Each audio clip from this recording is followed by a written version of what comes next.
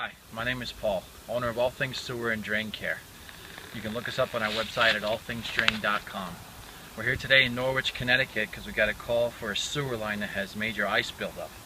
We went ahead and we located, jetted, cameraed this thing, and I've never seen a sewer line like this in my life. As you can see, it's completely exposed.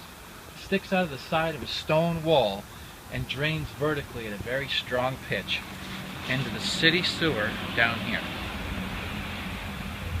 As you see the coupling from the SDR into the cast iron, we're going to loosen that coupling and we're going to go ahead and clean the rest of the line from here. Stay tuned and watch our video. Thank you for watching. Welcome back, guys.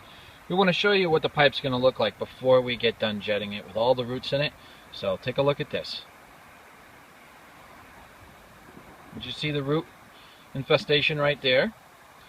Continues on.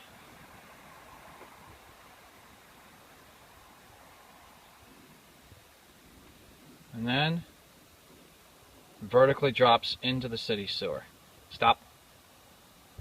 Okay, you'll see our finished video when we're done. Stay tuned. Welcome back.